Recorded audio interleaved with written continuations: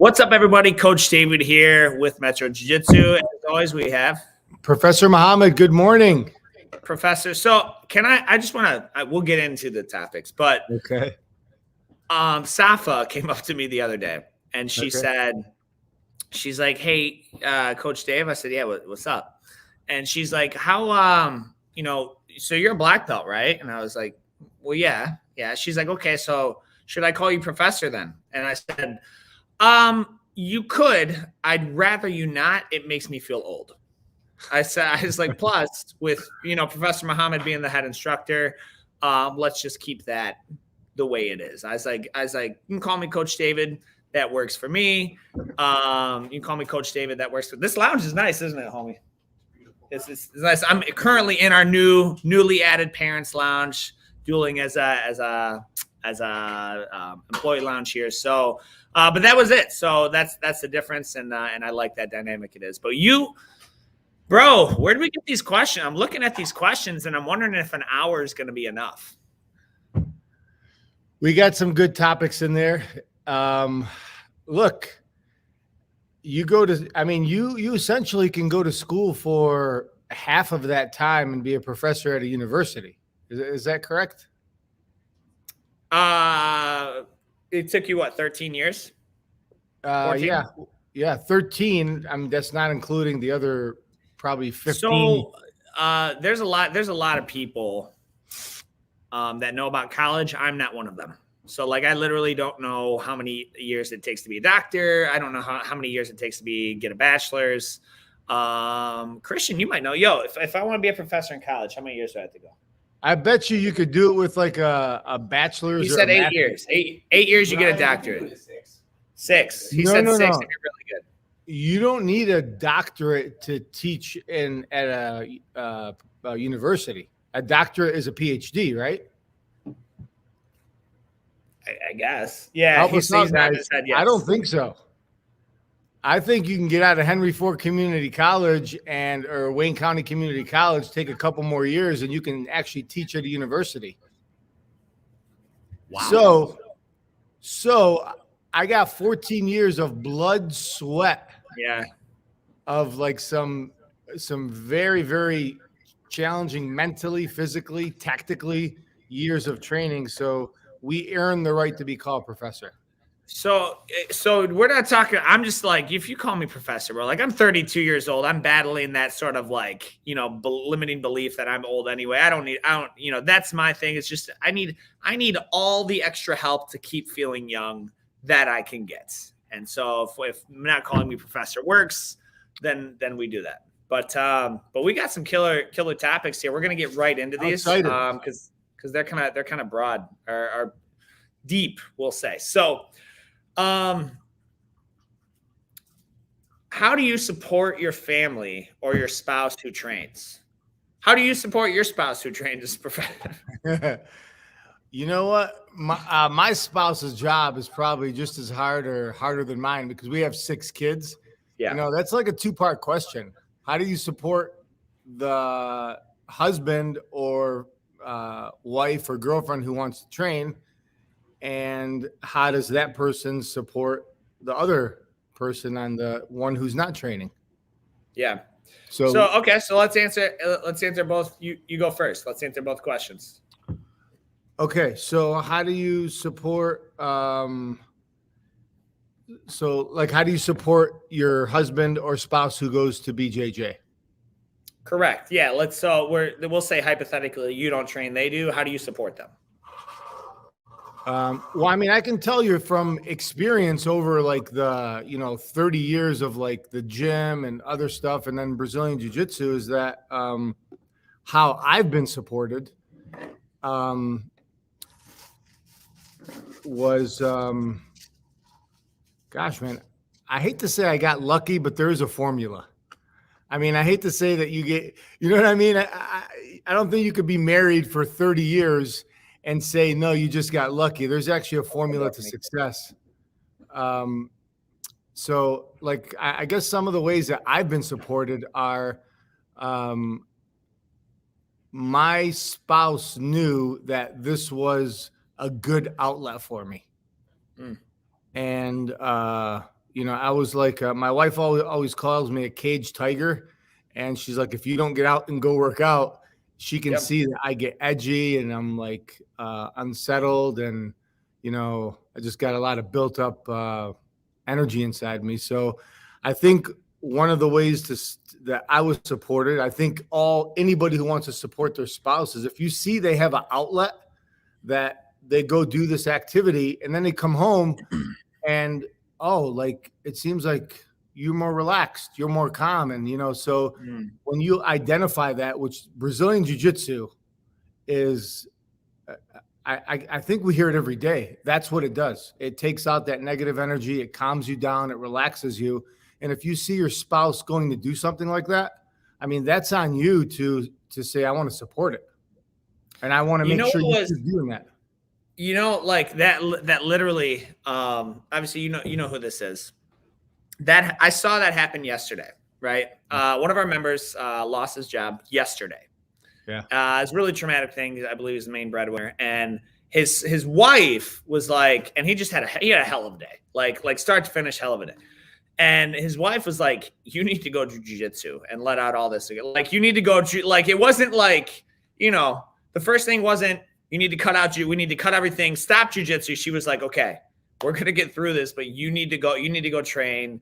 You need to go train jiu-jitsu. Like, that was that support. And even that awareness to realize that benefit. I mean, we felt it. I feel like I've talked about this so many times. Like, we've felt the impact when we don't train. We're more easily on edge. Someone was, a few people got into like a bickering content on my page the other day, but what stuck out for me is he's like, the more people who knew how to fight, the less fights there would be. Yeah. I believe that in my soul. If every person on the planet was a jiu-jitsu black belt, there would be less physical and domestic altercations, period. They wouldn't go away because there's always scumbags, but there would be less. Yeah, definitely. Because now you've let out the physical outlet, and you're just like, what that entangles, and generally it's not worth it, right? So that was, I think you're spot on with that. So yeah. What do you do? So I've got a question then. Like, what do you do in a situation? Where maybe the wife, a man's wife works, and she kind of works evenings. Yeah. And so she works afternoons, could be whatever, in the hospital, could be in a restaurant, whatever. And she scratch that. She works days. So her only time with him would be during class time. And so it's like, oh, don't you love me? I need to spend time together, fill in the blank. How do you, without neglecting that relationship, continue your training? Because I get real nervous when I see single guys come in here, bro. I'm not going to lie. I was like, you're single, you're 23, awesome. Like, the next girl you meet, you're going to stop training. I've seen that happen. I've lost track of how many times I've seen that happen. Yeah. Well, I mean, honestly, I think my case is everybody's different. Like, every relationship is kind of different. The dynamics of the husband and wife, the girlfriend and boyfriend, they're all different. You have to factor in, has your spouse ever played any sports in their life? Have they ever competed at anything, volleyball, baseball? Like, if they have, they got a reference point that goes all the way back to high school, and they've been through it. And, I know that you specialize in this in Elite Husband with couples, but from my experience is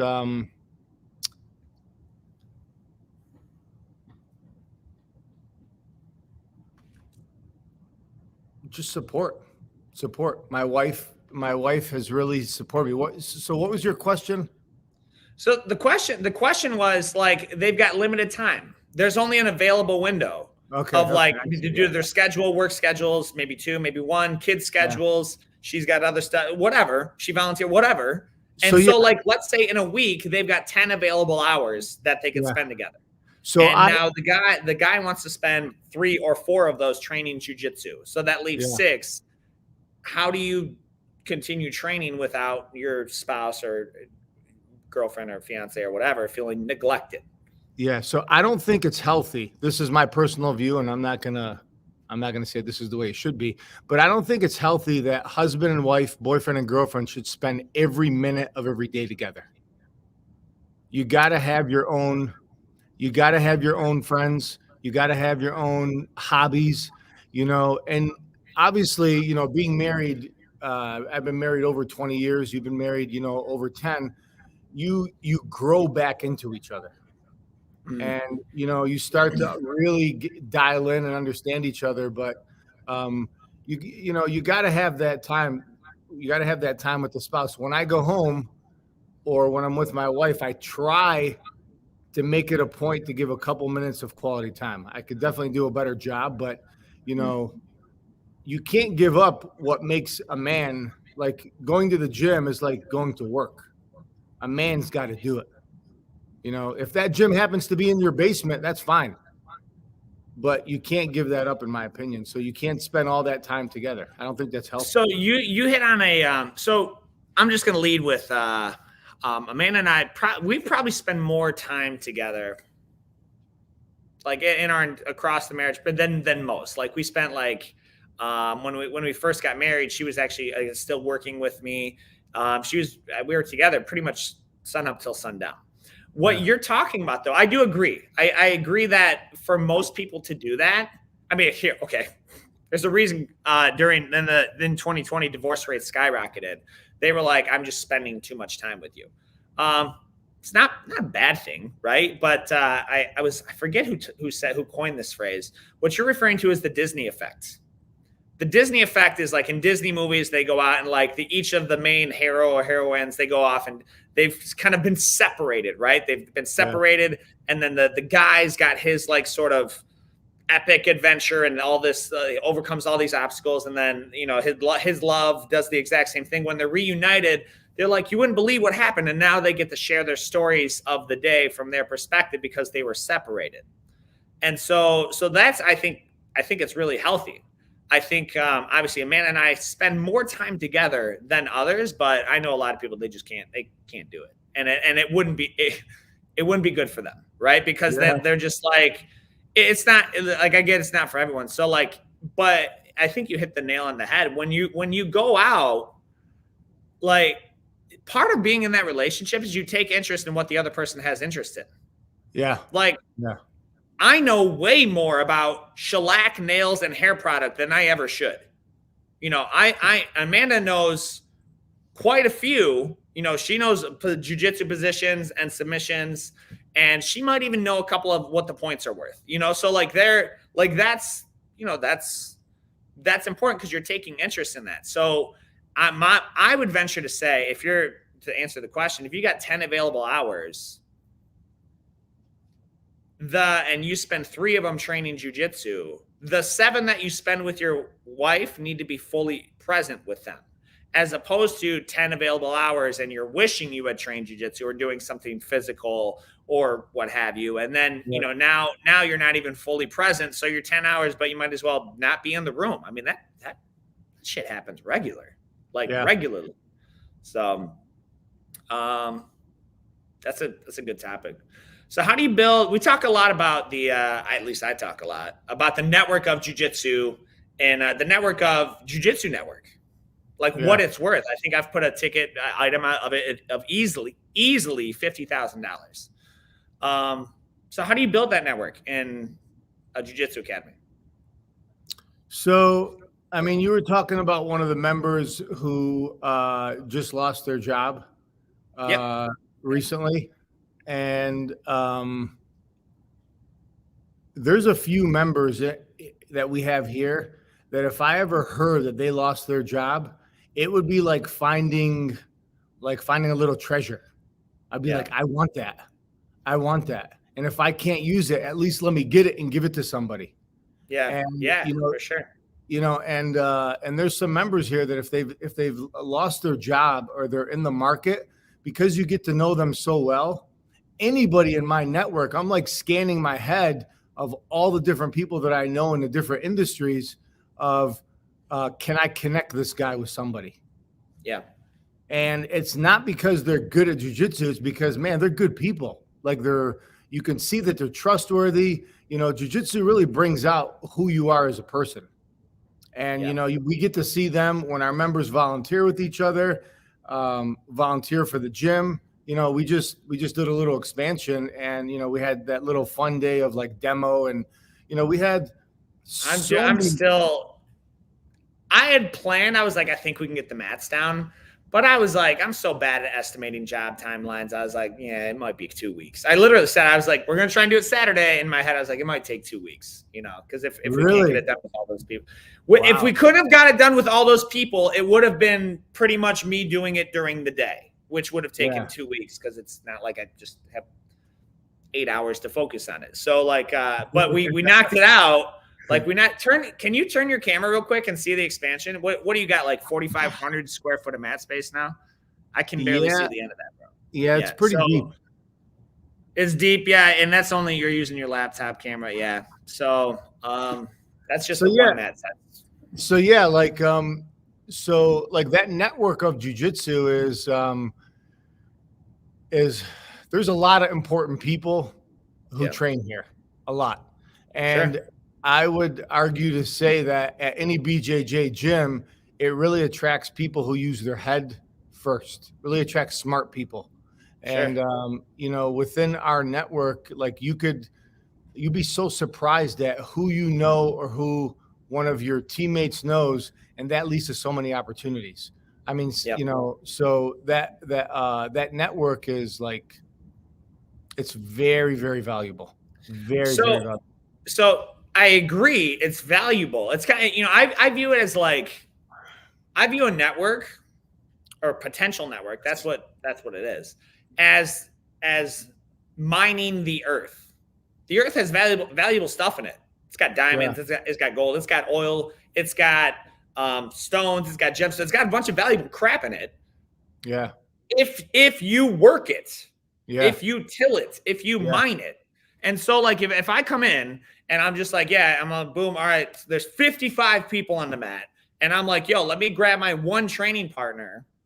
That's like, you go to a buffet and you're like, yo, I'm just going to have the chicken nuggets. Like there's 50 other things on the smorgasbord. Man, that's so true. And you're like, I'm going to grab my one training partner. When in reality, if you had grabbed the guy next to him, he is, some upper management at Quicken. Let's say you wanted to sell your soul and work there, or Rocket Mortgage, now, whatever. Like, let's say, like he could get you in, right? Or he could be a foreman at some type of trade industry, or he could be own a real estate brokerage and he's looking for realtors and he'll train you, like all of these things. Yeah. If you work it. So it's not that you're necessarily coming there to network, but you certainly I get you have preferred training partner. I had to free up Google Drive storage. And I saw a video. I saw several old videos of you doing the Shark Tanks with like John Davies and Isaac Lamas and Trevor Brown and Charlie Pritchett and I was watching. I was just watching it, and those are people that we still talk to, right? So you have to work that network. It's not going to work. So you can't expect people to come up to you. Like if that's what you're looking for. Now, if you don't want to know anybody, you can do that. I just want to come in and train. You're selling yourself short and missing out on one of the largest benefits of jiu-jitsu. And you know what? Another way to look at it is we all have different strengths, right? At the job, at the gym or whatever. But your work ethic is very, very clear to everybody around you. And it doesn't necessarily mean you're rolling more. It doesn't necessarily mean that you're stronger, you're winning matches, but when you show up, that says a big, big thing about your work ethic. Like you could have somebody pop in like once or twice a week periodically, but every time they come in, they're going to see those couple members that are always there. And you start to look at them with a little respect because it's not easy to get there. It's no easier for me than it is from a single guy, somebody with a family. We all have our challenges. And that network opens up for you when people get to see, man, this guy's got a good work ethic. He's putting in his time. He's doing the basics of what needs to be done to move up in jiu-jitsu. So I've said it before. Coach Jimmy Sawilla works for a construction company, and he's like, if I see on your resume that you grappled for a year, you're hired. Yeah, you're hired. Like I don't need to see anything else. Yeah. Like, because I know the work ethic it takes to grapple for at least a year. Yep. And so you're gonna do just fine. Yeah. So like that's the truth. So then, okay, so like let's say, network, we talk about network and we talk about like typically like entrepreneurs and business owners know the value of the network a little bit more. But let's say you don't own a business, you're not an entrepreneur, and you're just like, hey, I actually really enjoy my job, which is awesome, by the way.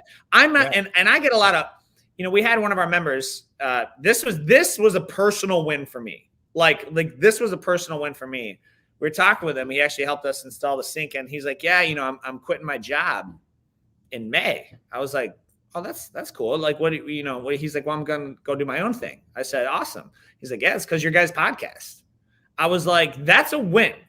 And it wasn't a win just because I want everyone to quit their job. I want them to quit jobs that they hate or that are stressing them out or that aren't good for their mental health or that's affecting their home life. Like I want you to quit that. Like if your Sunday is hijacked because you're thinking about going to work on Monday, you need to quit that job. Yeah.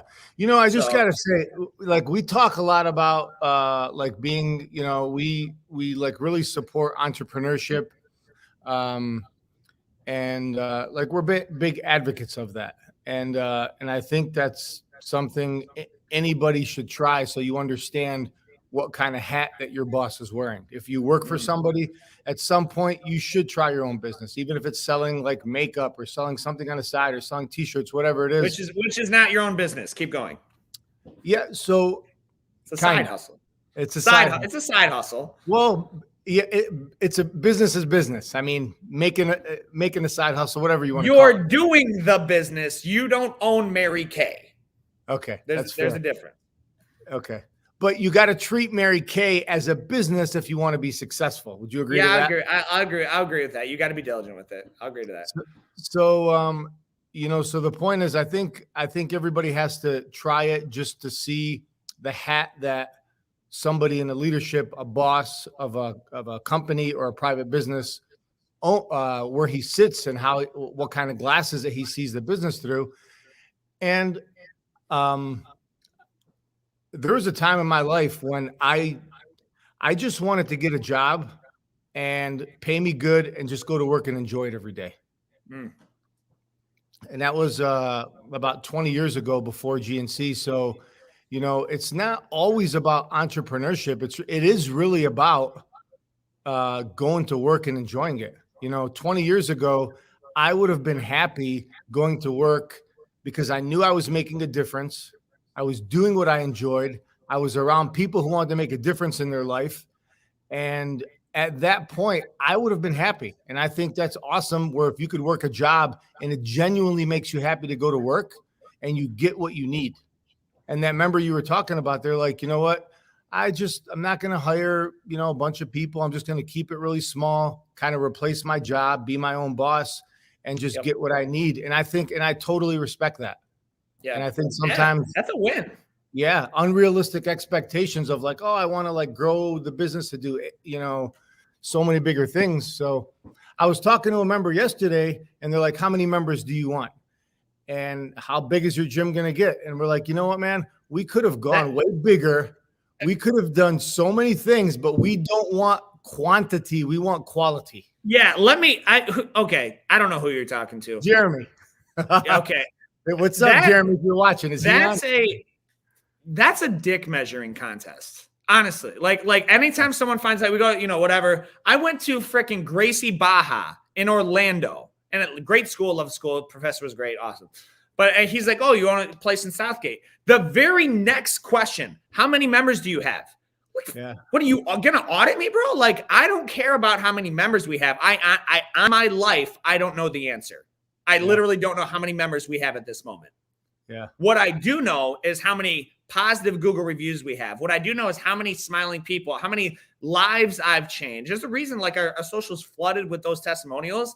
Yeah. I don't care how many people come into your gym for 3 or 6 months, get injured and leave and never come back and never refer anyone else. Yeah. I care about how many lives we're changing through what we do. Like that's the legacy. No one cares about how many members you have. You might, and it's probably not an accurate number, but like that's what I care about. Like that's what I care about is how many lives we're actually changing, people we're impacting. Even because if we've had this happen. People come, they train with us for a year, and they're like, hey, I saw a huge change in my kid. I brought him in for focus. I would need a little bit more discipline. I needed him to not be bullied. And you guys gave that to us. We're going to try out gymnastics this year, but thank you so much. They're not a member anymore. Yeah. That's a win. Yeah. Now, will they get way more if they train for 5-6 years or make it just a kind of a life skill? Yes, of course. Am I gonna be personally offended because they're trying something else out? No, I think obviously I'm biased. I think jiu-jitsu, you should do jiu-jitsu. Jiu-jitsu should be part of a healthy lifestyle. Healthy food, physical activity, just like you know how to swim, you know how to train jiu-jitsu. But like that's what I get into. So when you ask how many members we have, we have a lot, but I care way more about how many lives we're actually changing of those members. I know you feel the same, but like that's just my rant. Yeah, I do. And it's not bullshit when you say quality over quantity, because we got some really cool people, man. We got some really cool people, and I know we're gonna get into this in the next couple of questions. That like the community and the groups of people that we have are like they're so funny. Yeah. So, how do you get a raise at work through jiu-jitsu?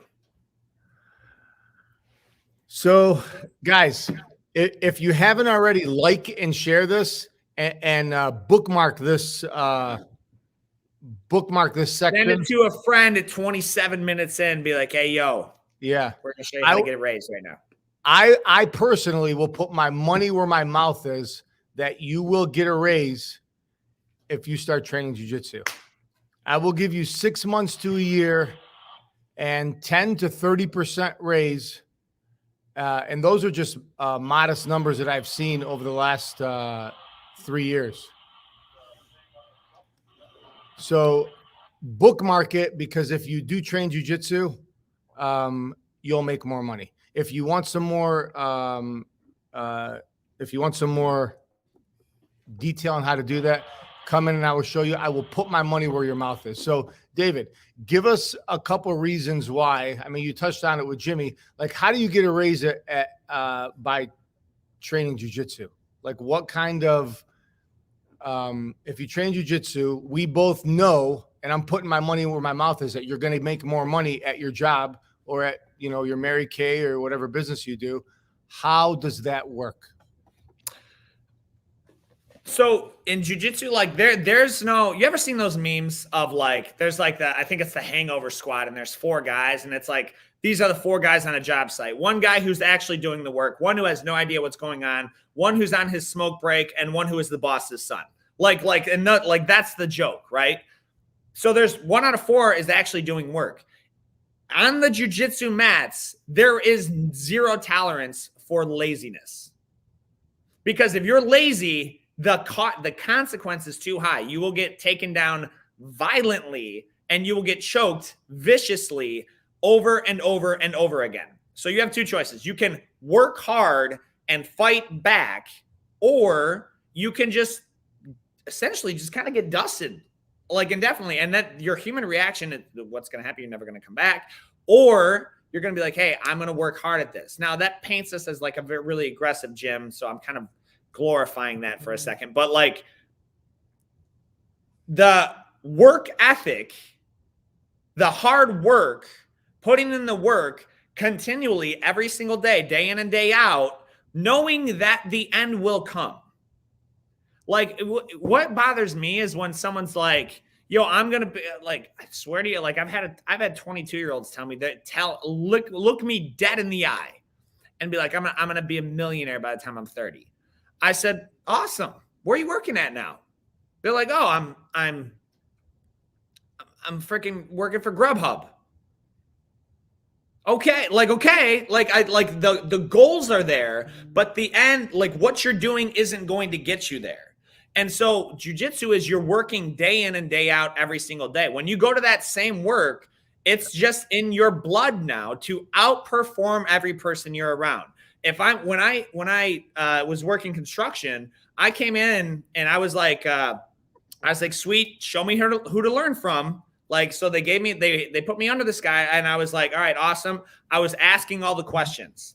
I was asking all the questions. I was trying to learn as much as I could, as quickly as I could. That's the other thing. Jiu-jitsu is one of the most difficult things you're ever going to learn, like ever. If you look at and I think this is a really interesting dynamic. I'm slightly more handy than Professor Mohammad is. But Professor Mohammad, how many times have you seen a tradesman do something that you had no idea how to do? And you're like, oh, well, that's not that complicated. All of it. Yeah. Actually, yeah, I think I'm going to take an apprentice under Mike Drain. Yeah. Because he was putting in those tiles. Yeah. And every time I put those damn tiles in, I crack them and break them. And they hit the way he was bending them. And I'm like, oh my God, that's so simple. So, yeah. Yeah. See, I mean, but like it's not extra complicated. You have to know what to do, but they show you what to do. And you're like, oh, that makes sense. Jiu-jitsu is complicated. So if you have the work ethic and B, the drive to learn and the intellect to learn, you're going to win. Yeah. You're going to win, especially now in the age where customer service is anathema. It's gone. There is no customer service. Like, it's gone. Everyone is expecting now to be treated poorly. Like, everywhere you go, if you're treated well, you're like, oh, that was pleasant. But you're expected to be like, sorry, we're out of that. Don't ask questions. I'll let you know when it comes in 18 months. Like that is the age in which we live in. So work hard, learn as much as you can, and you will stand out. And you just stick around to stand out. Yeah, I look at like why you make more money training jiu-jitsu is because Brazilian jiu-jitsu is about problem solving. Like, it really is. Brazilian jiu-jitsu is you got to dial in for, like, it's 60 to 90 minutes, but you get a break. Every couple of minutes you get a break. It's like solving a puzzle. You're kind of like in the zone solving a puzzle. You're touching all these pieces and you're trying to put them together. You kind of sit back and you look at it. Now, it's physical. It's with your whole body, but Brazilian jiu-jitsu is really about problem solving and learning how to deal with a lot of information at one time. In the job force, that's going to happen. You have a lot of people, you have a lot of things. If you're doing a puzzle with somebody, they're going to take one piece and you might be looking for that for a few minutes. And the cool thing is you're both still right there. So you might have their piece, they might have your piece of the puzzle. And, but you're committed for that 3, 5, 6 minutes to finding a solution. And that practice of problem solving and not giving up really, really translates over. Like, that focus and that discipline. It's like I said, it's like just a few minutes. It translates to the job force and it makes you so much more valuable, and it becomes so much more easy to make money because that is something that any employer or any teammate would want right next to them. That type of focus and discipline. And I'm going to add this, like we had, in addition to, let's say hypothetically, you're putting in the work. In fact, matter of fact, I literally, like, this was my scenario. Like, I became the lowest at it was a small company, but the lowest at my company, right under the boss's son. Yeah. And I was like, yo, like, I'd like a raise, like, and it was just, that was the ceiling. I was getting paid the most that they felt someone at their company should get paid, unless you shared their blood. So it will give you the confidence to ask and see your worth and be like, hey, bro, I'm like actually doing work as much as any 2 or 3 of your other people. I deserve a 20% raise. So if they don't want to give that to you, then you will have the boldness and the confidence to be like, you know what? I'm gonna go get it somewhere else. And the landscape of the job market right now, I mean, bro, I was at Menards. Entry level high schoolers are making $19 an hour. Yeah. Like, for Menards, like I don't know, I don't know that this is a realm that's new to us. I don't know if it's going to stick. or I don't know if inflation's just going to catch up to it, but bottom line, you will know your worth, work for it, and not be afraid to ask for it. And that's another thing that, like when you train jiu-jitsu, and why people who usually train Brazilian jiu-jitsu make more money, and I guess you could say on some level are going to be a little bit more successful, is they know how to see the value in yourself and themselves. They know how to say, I have shown through my training that I could problem solve and that I believe in myself. And I have felt through my training, my mind and my body, that I have gotten over a bunch of hurdles and a bunch of obstacles.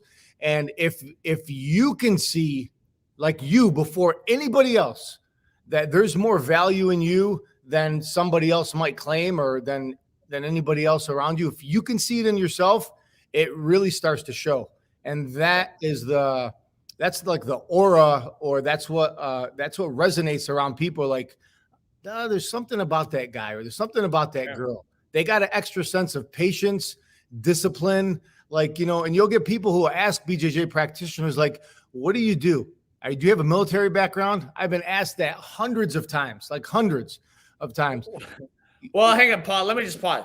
You hold yourself like you have a military background. I've never been asked that. And I think just because I'm like, I don't, short of saying yes, ma'am, and no, ma'am, like I've never been, you have the walk and the posture and the stature of a military officer. But you know what? I do not. Okay. I have 6 kids. I got to be a military officer. Yeah. You're the drill sergeant. But I tell you what, you take a military officer and you take a David Fox and you walk and you talk to both of them in the street. I wouldn't cross either one of them. And I'm not talking about I'm not talking about me. There's something that you carry off of the mat into your job that shows everybody around you that this guy has something. I don't know what it is. And I either have to be careful or I got to hire him because he's got it. And the it comes from seeing the value in yourself, from putting yourself through some really, really tough training, and not just physical, just time-wise, just the commitment. So that value really resonates. You know what's funny, man? There's so many times we interact, like whatever. I'll go somewhere and you'll be like, hey, can you? I've got to deal with your people, someone that is in your circle that I've met for the first time, and you're like, hey, I'm sending my partner over, to do this, and I show up, and they're like, you're Mo's partner? I was like, yeah. And they're like, you're a black belt? I was like, yeah. And they look so confused. They're expecting to see like the candid camera crews come out and be like they're getting punked. And they're like, oh, I know you like that. Because they've got Mo, with like 225, 7% body fat. And then they're like, I show up and they're like, huh. Like one guy even said, he's like, if I didn't know, I looks like I could beat the F out of you. That's what he told me. I was like, yeah. I was like, you probably could. Like, whatever. Like, you probably could. That's fine. Like, I'm just, can I leave now? Like, can I go? Thanks. Like, like that, the value comes, and that's sort of beating a dead horse here. The confidence, the work ethic, the intellect, the problem solving. Yeah. The composure under stress. That's a big one. That is a big one. The ability to perform under stress. They're just rare because generally people, they just stress the F out over nothing. Like nothing. Yeah. Like you're getting, I have anxiety over what? I don't know. It's the snowstorm. Is it like, are we getting 5 feet of snow? Well, I just don't like to drive in the snow. Oh, have you learned how to drive in the snow? No. Okay, I get anxiety. Where? At the car wash. Why? Because I don't know how to line up my tires in the track.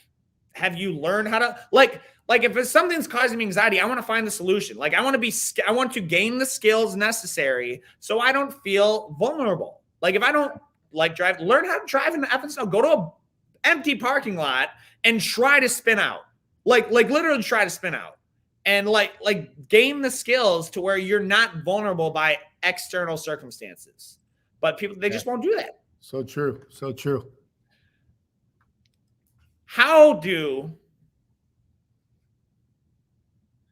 where did this question come from? I probably don't have an answer to this question. How do you get on the inside group?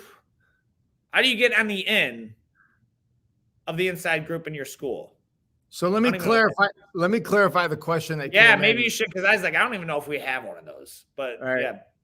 So the in group in a BJJ gym is like the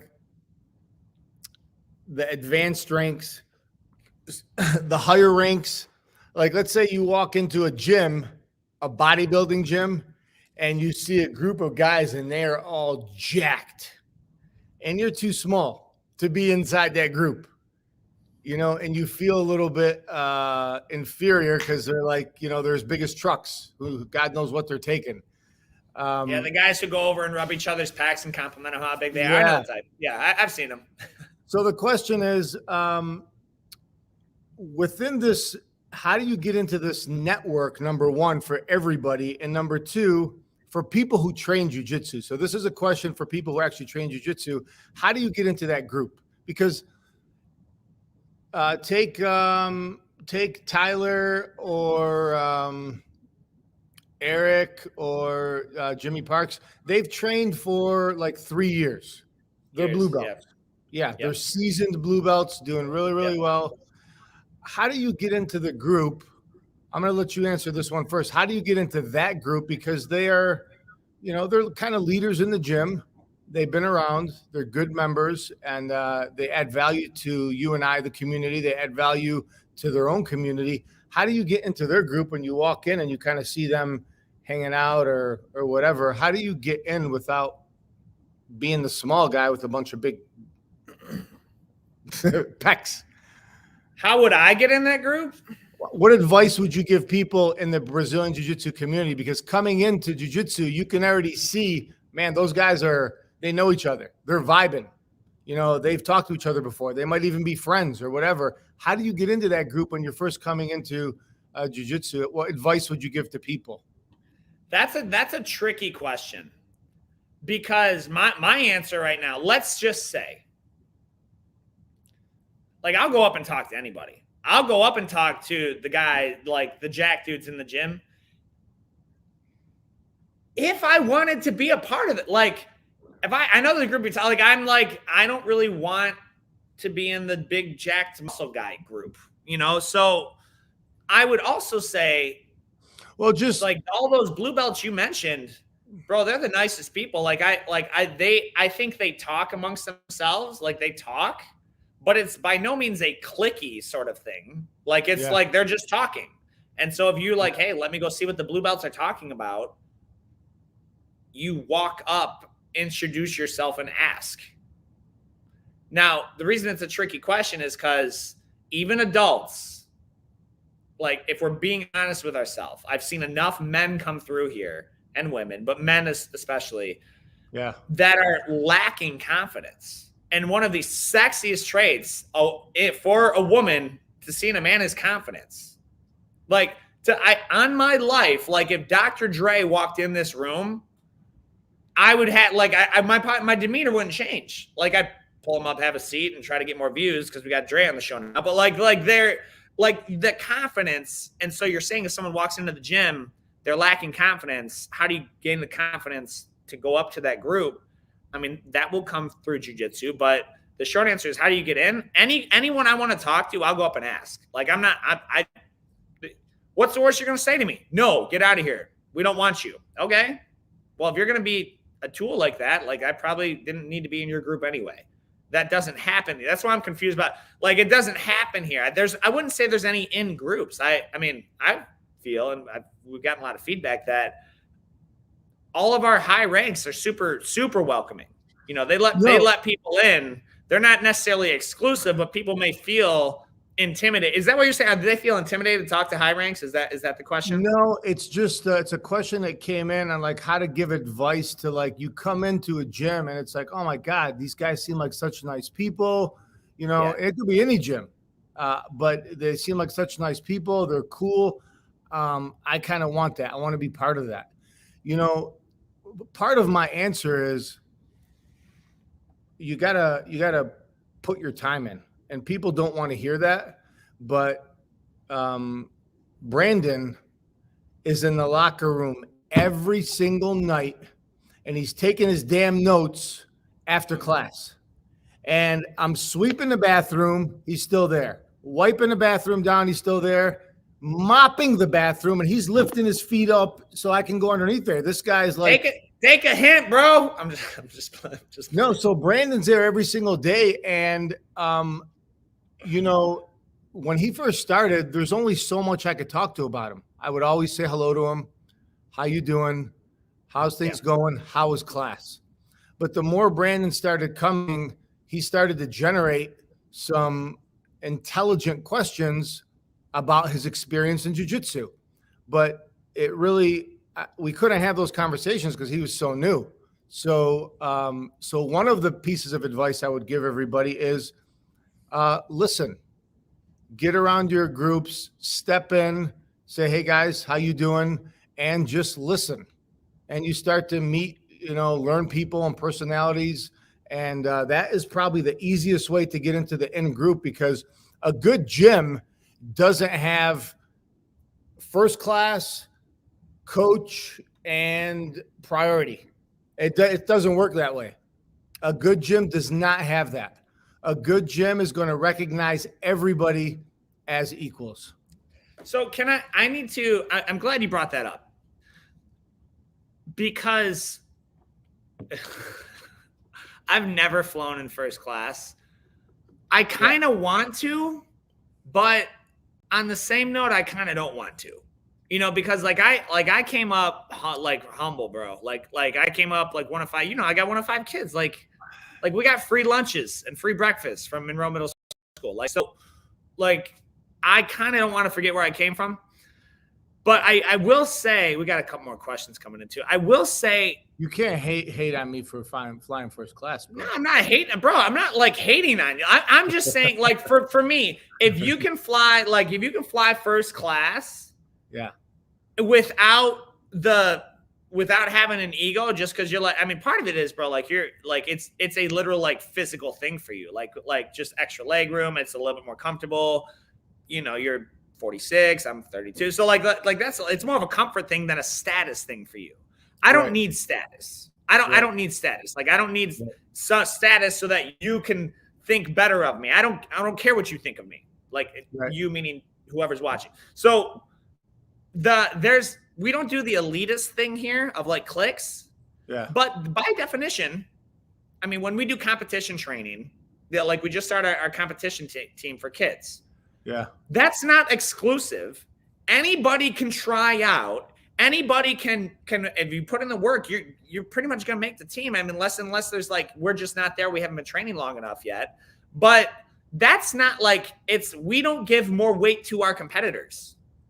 I don't it's just a different product. It's just a different sort of program.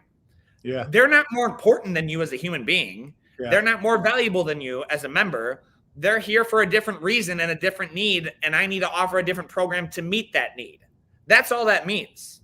And so while as much I'm currently in the parents' lounge, we got a whole wall full of medals and stuff, and you can't see, I'm really bad at this. But and team from Dallas and pans and kids pans or whatever, that's what we have. I would like to, and we probably should put something of a kid with an all-A report card, or someone making like Ethan made some type of leader of his school gig, or Big John, who has lost 50 pounds and gotten probably three raises, promotions since he started training with us 2 or 3 years ago. Those are all wins. They're harder to put on canvas on the shelf, So I don't place more weight on a competitor. It can just feel like it's just a different program. So that's where I just feel the need to make that distinction, because it's a different program. Eric, the same blue belt, bro, has never been to a tournament. He's never mentioned competing. He's one of the hardest workers in the room. He's here for a different reason. He has no interest in competing. And you know what? That's a good point, because he compliments the guys who do compete, and the new ones coming up. He's a great training partner. So So yeah, you don't like, he definitely adds value as a friend, as a community member. Yeah. He's just such a nice guy. You know what to expect every time he walks in the room. And so, yeah, I agree with that. Yeah. So, and then we have one more question. Like that was before the show started. Well, I guess we'll ask that one. We've got several more that came in. How do you build a friendship at your school? I think we were just talking about that. It becomes easy if you just show up to train. And like with Brandon was sitting in the locker room for a long time, and I'm gonna be limited on how much time I spent with somebody in their first couple days. We got to get to know each other a little bit. Great, but now you got to put your time in. If somebody on your team or your coach spends a half hour with you the first week or whatever, you got to pay that back. And how you make friendships in jiu-jitsu is you got to come back because they need you. Other people need you. This is not a one-man show. It's not a one group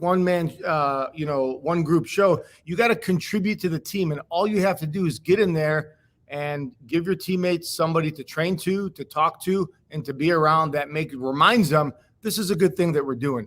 And then it becomes easy to make friendships, regardless of like that. You know what's unique about jiu-jitsu? I was thinking about this. It's like one of those rare activities, whereas like it's like everything else is sort of transactional, right? Yeah. I go to Taco Bell, I order a quesadilla, I give you money, I'm expecting the quesadilla. If it's a bonus if you have a good attitude, though I'm not really expecting it. Let's be honest. Same thing. Comcast. I give you money, you give me a service. Movie theater. I give you money, you give me a service. Automobile. I give you money, you give me a service. Mechanic. I give you money. So all these things, like, it's transactional. Yeah. Jiu-Jitsu is a little bit more transformational though. And now it's like, because if you come at like, if you're coming into a jiu-jitsu academy as if I'm the customer, I'm always right. First off, the customer is not always right. Like, people have asked for things that will absolutely not help them. But I'm the customer and you need to do this for me. And it's all about like, what can we do for you? Now, our customer service is impeccable. Like, there's a reason we got triple the amount of the next closest schools reviews. Like, but if you're only here to get out for you and you don't give a damn about anyone else on the team, I mean, you're going to feel kind of lonely. Like there's no package. I forget who said, there's no package so small as a man all wrapped up in himself. Like, you in your, especially with your community in the mosque, and you're heavily, deeply involved in the Islamic community. And that is something that's lost in a lot of white culture. Like, even in the Christian church, like, that's something we were just kind of encouraged to do the past couple of weeks. Like, we're just not, you guys have, by definition, from your youth, the Arabic community is much deeper and richer. Generally speaking, I'm pissing people off, but I'm allowed to because I'm American and I'm white. But like, generally speaking, white Americans, we're a little bit more selfish than the rest. Yeah, we are, like, honestly, like, it's like, oh, I don't want to do that. I don't want to do that. And you guys are like, I don't care if you want to do that. This is your uncle or your auntie Tiana's wedding from the old country. Get dressed and we have to go and get our picture taken. Like that's like that. There is no option, right? And because you go for the community. Yeah. And so it's kind of like not nearly the same, but you need to give back to the team. If you're really good at one thing, or you've got a really good takedown, like, help someone out. It can't just all be about what can I go to class. If you've been training for a couple years, you can expect to have been to classes and learn the same technique over again. Like, you're going to see that same technique. So you can't come in and be like, man, I'm not learning anything here. Be like, all right, well, I know this one. Let me grab a partner that I can help. I can help with that. And I think that's honestly, I really believe that's part of why, look, God comes first before anything or anybody, right? And that's how it should be. But jiu-jitsu is kind of like religion. and it is a community. And, that's what attracted me and attracts so many people to Brazilian Jiu-Jitsu is that it's not an individual thing. Like we're in this together and we're helping each other and supporting each other. And like you were talking about with religion and your old uncle, this is a community thing. Like Brazilian Jiu-Jitsu, if you want to leave here with anything in this podcast, it is a community. And it is a community that makes sure that you get supported from your instructors and all the way down, and reminds you this is not the place where you're going to come in and be like, I don't feel like training today, or it's not, you can't be a Debbie Downer and last in jiu-jitsu, because the second you say something about why you can't train or don't want to train, you're going to have ears to hear you, but you're going to remind yourself that the person in front of you is going through the same exact thing that you're going through, maybe on a different level. So this community is a community about getting better, getting stronger, and becoming more successful. And like any religion, sure. I think that's what attracts people to it. So, and I'm just gonna, so how do you build friendships at school? The same way you build any friendship, bro. Like I just had this conversation. I don't have many friends. And here's why. Like, if I'm being transparent, I don't have many friends because if I'm going to be your friend, I'm a fiercely loyal friend. Like I will pour into that. I don't like one-sided relationships. Like if you're going to call me your friend, I don't want you to do something for me and me just take it and be like, cool, thanks, bro. I need to reciprocate that more. And it's this back and forth. Like I'm giving into your relationship and vice versa. It's very similar to like a marriage, right? So the same way you build friends at the school, you help people out, you pour into it. You don't just see what you can get out of it. Emotional bank account.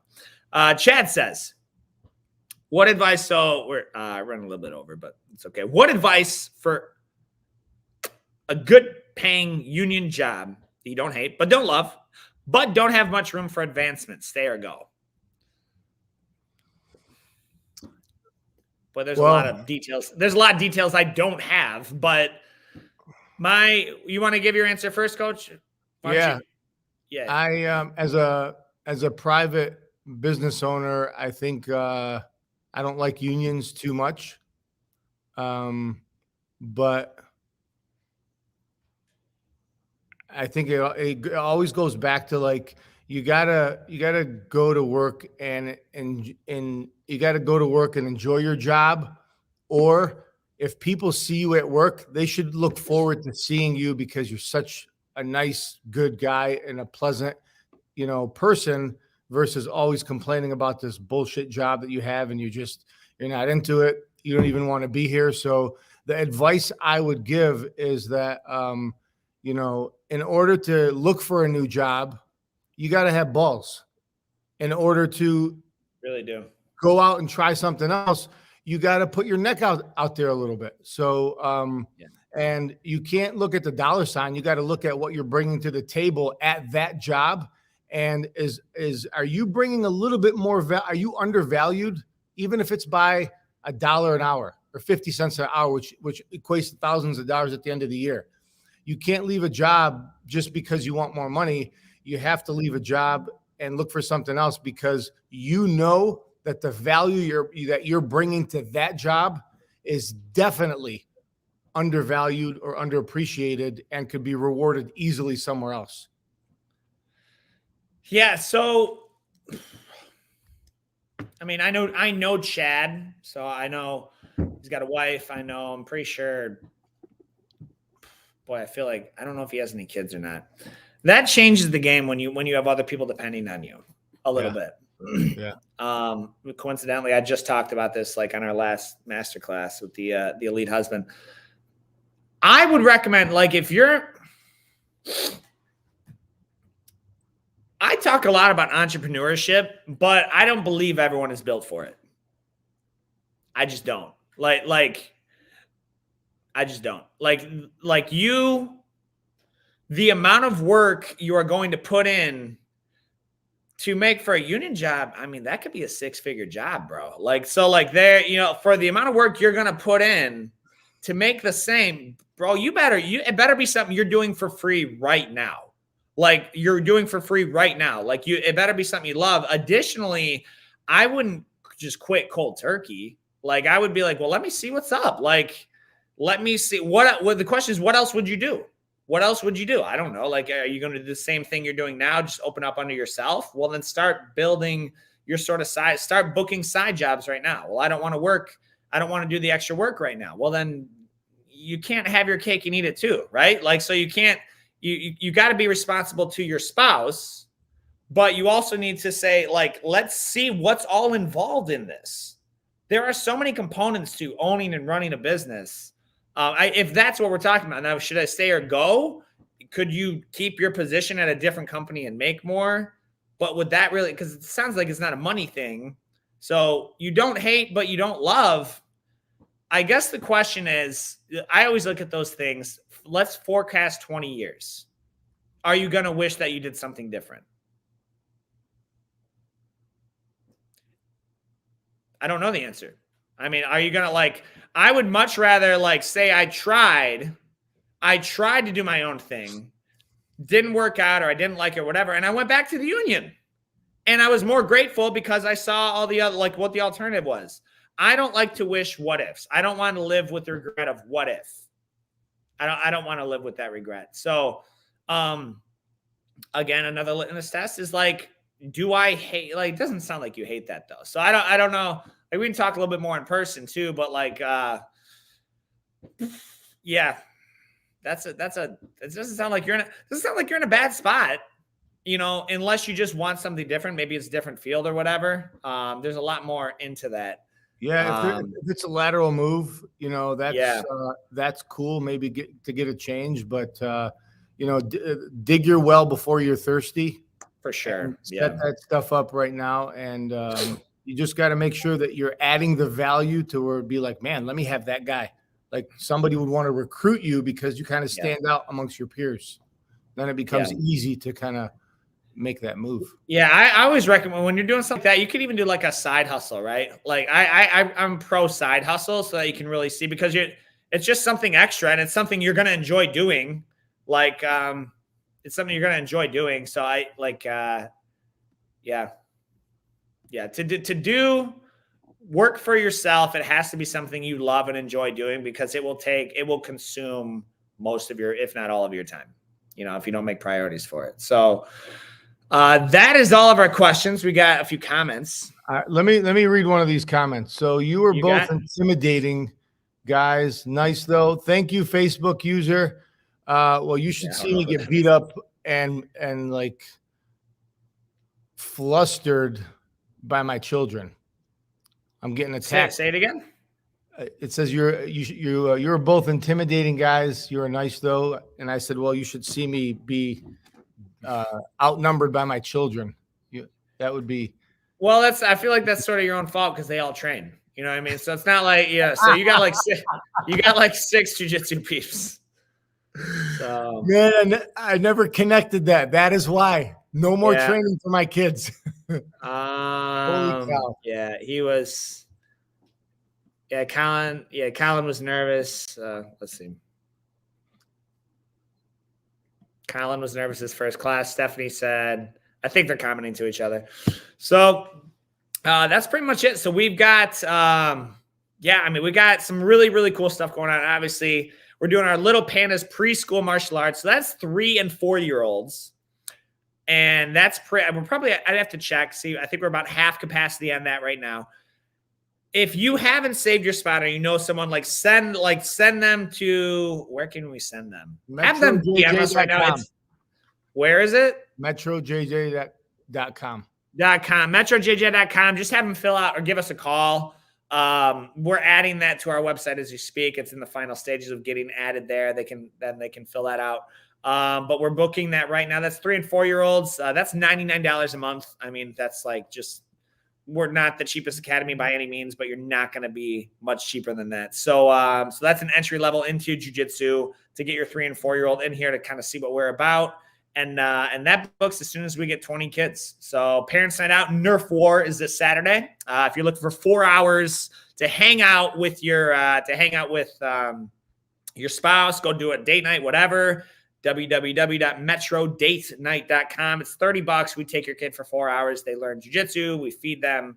It's a blast. And then they bring a guest, and the guest gets half off if they've never been in the building. So what else we got going on, Coach? Do we have any other announcements? Dope stuff? Nothing that we can announce yet. We got to keep it on the DL right now. But hey, guys, we got to share some of Coach David's elite husband material. We tried to give you guys a little bit of that information that he actually has some courses on. So, Coach, leave a link to the elite husband in case any spouses need a little bit more support. And so they can just track you down. Yeah, if you find me on Facebook. Right in my bio is the link to my Facebook group. We do a lot in there. There's honestly, you're going to get a lot out of that, just that Facebook group. You're going to get, honestly, I was thinking about this. Not to be that guy, but like if you're just being around, we have a lot of really legitimate family men here on the team. So a cheaper way to do that is join the academy and just kind of surround yourself with people like yourself, like me, with priorities of where you want to be. And like, because we've got good, we got good members. So that would be a great start. Then you're around us. I do have a free Facebook group as well. We kind of put content specifically about like for married business owners as well. That's the link's in my bio in there. So, okay. Yeah. Appreciate you sharing that. And then, we shared some health information, some workout information. So do 100%. Us a favor, like, share, and, help us spread the word and get this out. Obviously we're not getting paid for this. We were both up at the gym very late cleaning, mopping, sweeping. So, we do this because we enjoy it, but help us spread the word and just tag a friend, like, share it. It goes a long way. We appreciate it. Absolutely. So also in these comments, Coach, so we're in flu season right now, right? Yeah. We're in flu season. Okay. So all of our members, this is another huge perk talking about that network. They get discounts at your GNC right here in Southgate. They do. I think that gets slept on. And here's why. Like every time I'm feeling not optimal, I'm always shooting you a message like, hey, bro, I'm feeling a little bit of fatigue. I'm feeling like this. And you guys are like, you get your little wizardry potion and you're like, here, take this $7 bottle of things and it will help you. Right. Yeah, and I was like, okay, like, so it's little things like, you can get a bunch of supplements, but I'll also add this. You can't compare the shit that Costco and Sam's Club and Walmart are selling. Like I took them. I was in that same boat. I was like, at GNC, they're a little bit more. I can save 80 cents over here at Amazon. It's not the same product. Yeah. Honestly, it may not even be legal in other countries. Like, It's not the same product. And I'm just like, I get paid $0 to say this. I'm just saying, like, if you like to feel good and energetic, and I put my body through probably more wear than most anybody outside of professional fighters. So like they're like that, the supplements help with that. And you get fat discounts. All of our members get fat discounts at the GNC here in Southgate. That's just like a literal, I'm going to steal their tagline. That's if you want to live well. Like honestly, like live well with that GNC. So, all right, guys. So we're done here. Thank you so much for tuning in. Like, share, show us some love. We'll be here next week. As always, guys, we will see you on the mats.